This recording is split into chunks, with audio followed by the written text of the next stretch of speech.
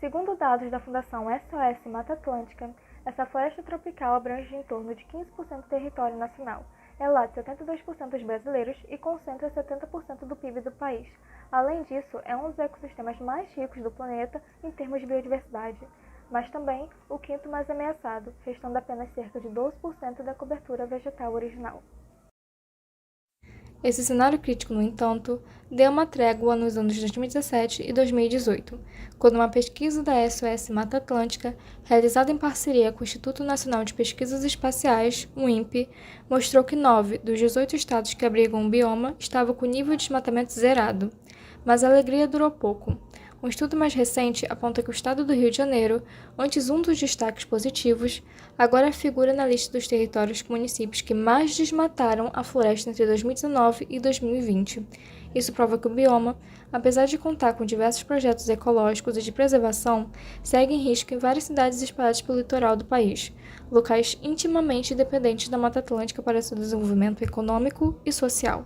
Essas áreas verdes, né, da Mata Atlântica, por exemplo, elas estão em contato direto, né, com a urbanização, né, com as cidades, com as populações dos vários estados, né, brasileiros. E não só falando de Mata Atlântica, né,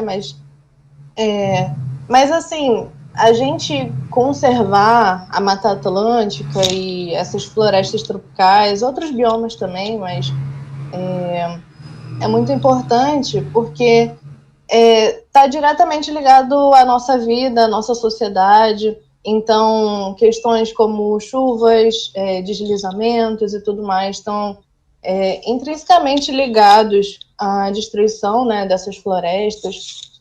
Então, até mesmo para agricultura, por exemplo, as espécies que estão nessas áreas, né, nessas florestas e tudo mais, elas participam também da nossa agricultura. A gente fala, né, de animais polinizadores, animais dispersores de sementes. Então, são muitas frentes que têm tudo a ver com a nossa vida na cidade. Você consegue manter um clima um pouco mais agradável, tendo em vista que boa parte dos centros urbanos, ou mesmo das cidades pequenas e médias, já sofrem um processo sério de idas de calor e aquecimento devido à existência dos automóveis, das indústrias. Então isso promove um aquecimento do espaço urbano. Então, tendo essas áreas verdes, algumas cidades mantêm essas áreas, alguns parques, outras buscam manter as áreas ao redor. Você promove um equilíbrio na temperatura desses locais, né? Também você pode utilizar, além dessa vantagem, utilizar essas áreas como locais para visitas, passeios finais de semana, locais de entretenimento, organização de eventos. Na região de São Gonçalo, o cenário é muito diferente. De acordo com dados do site Que Tem Mata, apesar da soma total de área desmatada desde 2008 não atingir 1 hectare, a cobertura vegetal atual de Mata Atlântica na cidade corresponde também a apenas de cerca de 12% da original. Essa situação demonstra a necessidade de preservação e recuperação do bioma. É o que faz o projeto Florestas do Amanhã, da Secretaria de Estado do Ambiente e Sustentabilidade, em conjunto com diversas secretarias municipais. A proposta é promover o plantio de espécies nativas em diversas regiões do estado. O Florestas do Amanhã é um programa, o maior programa de reflorestamento do estado do Rio. Ele pode atender todo o estado. Hoje a gente está trabalhando pontualmente a região RH5, em cima de um TAC Comperge, fazendo o reflorestamento dessas áreas. São 5.000 hectares sendo reflorestados de Mata Atlântica. Porém, o programa pode ir por todo o território do estado, né?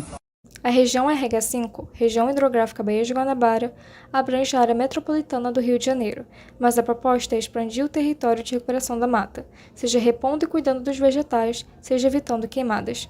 E quanto aguarda um orçamento para ampliar a atuação, o projeto Florestas do Amanhã tem impactado o segundo município mais populoso do estado do Rio de Janeiro, a cidade de São Gonçalo.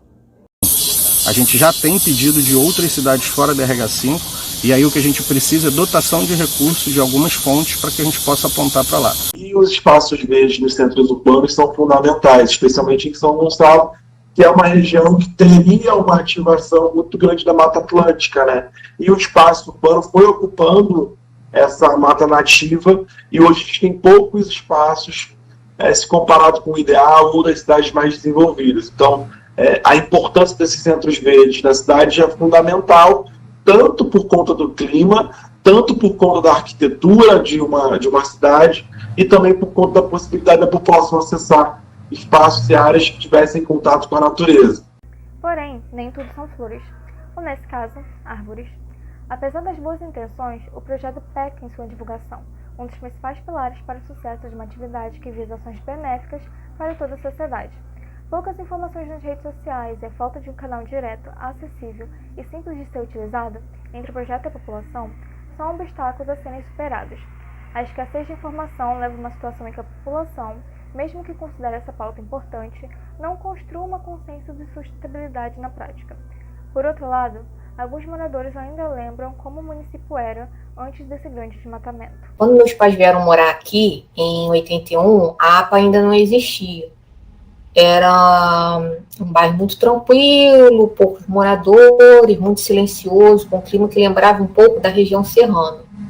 Eles contam que até como a temperatura mudou de lá para cá, né, se tornou um clima mais quente, porque na época também, por exemplo, as ruas não eram asfaltadas, não tinha...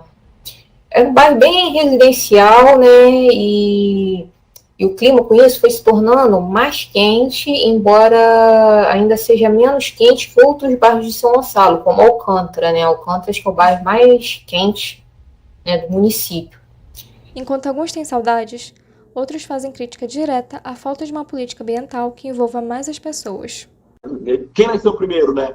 A política ou a população? Então, assim, tem um caminho, né? Que os dois acabam caminhando juntos, a concepção de cidade, a concepção de cuidados são parecidos. O poder público é negligente e a população também é negligente. Então, não sei se tem uma resposta exatamente do porquê são negligentes. Mas fato é que não é um tema e não é uma pauta que introduziu-se no poder público de maneira potente como deveria. Os prefeitos, grande parte dos vereadores, secretários e população ainda não veem o meio ambiente como algo que é decisivo para o nosso futuro.